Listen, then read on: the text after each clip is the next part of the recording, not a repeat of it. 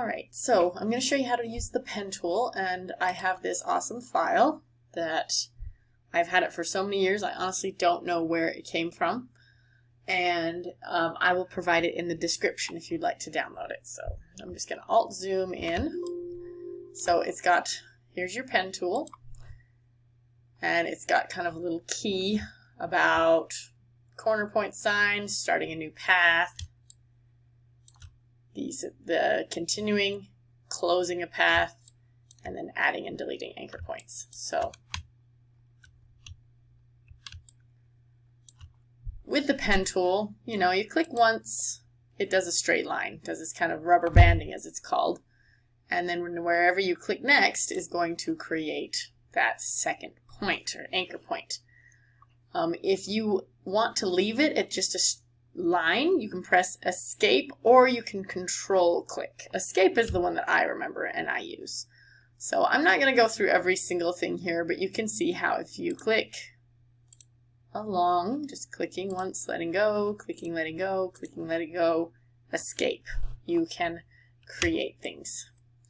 Now, one hint when you're using the pen tool, especially if you're using something like this, it's a guide.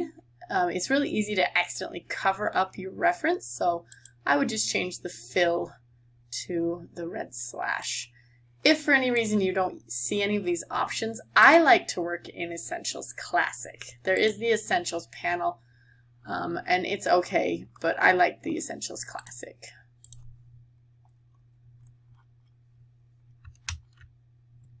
Now, if you're using the pen tool and you want to modify any points that you've already created, you have the direct selection tool, which allows you to click on anchor points. It's important to notice that the ones that are not selected are hollow, and the ones that are selected are this light blue. So I can move it around, change where it is, all of that. Usually, if I just click hold on one, it doesn't always select it. So just make sure that if you notice when you select something with the white arrow that everything is blue, it's going to select everything. And then if you click and hold on the pen tool, you've got plus. You can see that this shortcut is the plus key, and then the shortcut is the minus key. So you can add points by pressing, either switching to that or just pressing plus on your keyboard. And that's going to allow me to add points. You've got to make sure you're actually on the line when you do it. Or if you realize you've got too many, you can press subtract and you can delete points till you're back to whatever you were working with. Now what I want to get to is the curves. Straight lines with the pen tool is usually not too difficult, but curves can really throw people off. So when you click with the pen tool and you drag, and I have, looks like there's a second point there. You can always check in your layers, make sure your template layer is locked. Then I've got my working layer. So if I take my pen tool and just click and drag, and if you hold down the shift key, it helps you keep it like perfectly straight, angled. So without shift, it can just wander all over the place. With shift, it kind of restricts it to straight lines and diagonals. And then I release. And then I come to the next dot, and if you click and drag, and you just keep going. So when you click and drag, it causes it to curve.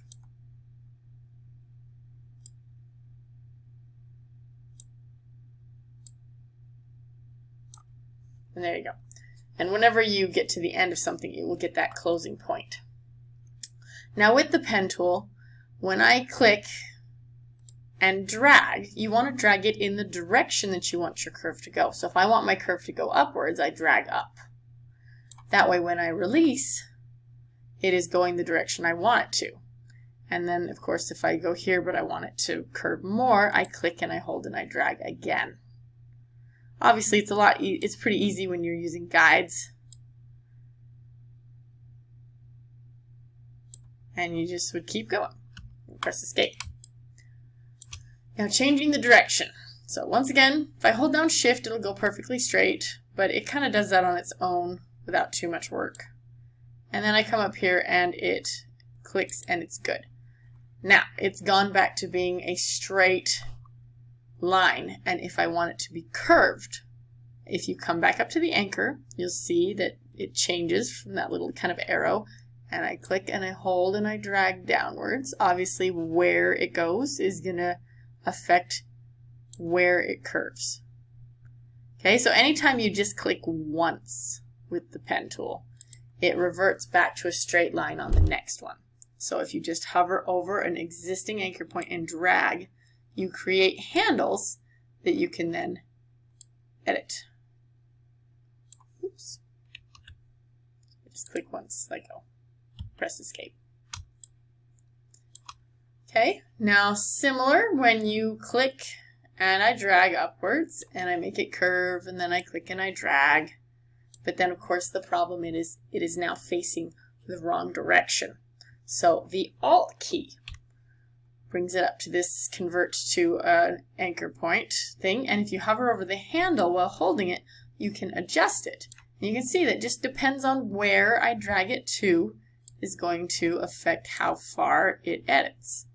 So of course when you're doing things manually, whoops, and of course Control Z is your best friend, undo, and then it's curved again. So if I click and I drag, now if you already know you want to reverse the curve, you can hold down the Alt key before you even release your mouse. That allows me to drag it upwards. So you click, hold with your mouse, drag down, and then hold down the Alt key and reposition this and release. Okay, now and of course if you're good at following these little guides, then by all means just grab the file and don't listen to me.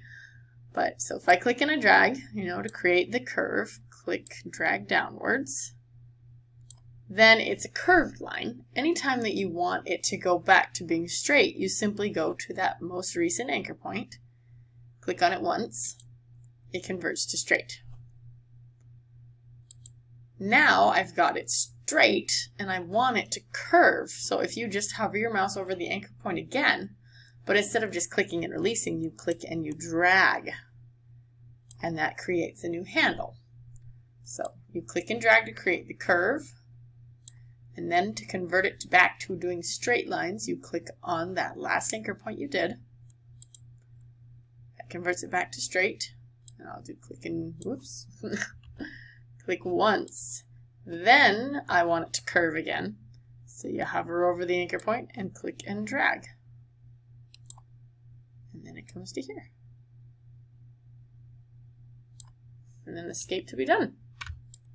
So that is the basics. So of course the pair is just using it in kind of more, if you are actually doing this to draw something. So if you know right off the bat that you're going to start with something that is going to be at least semicircle type of a curve, then you'll want to start with a click and a drag so that it begins curved.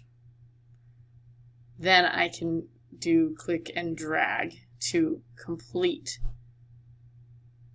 that half circle. Okay. Now it's facing the wrong direction, so this is when you would use the Alt key to move it over and then release. Then I'll come up here and same thing.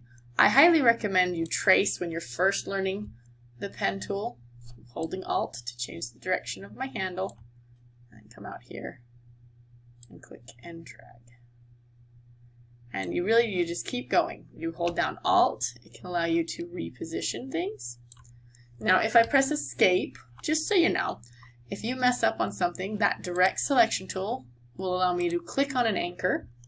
I can see my handles, so if I feel like maybe I messed up a little, I can adjust it, move around, adjust it a little bit. Alt still works. Hold down the Alt key. That allows me to only change one handle instead of modifying both, because these two handles are basically connected to each other until I use Alt. And of course I can actually just move the entire anchor as well using that direct selection tool. Now something to keep in mind with the pen tool, if you click once and it's a straight line and start it and then go to like a second point, you can do kind of a basic curve, but you will not be able to do like a full circle or full half circle unless you start with a click and a drag. And click and drag again. And even then, of course, there's a huge amount of just learning involved. So,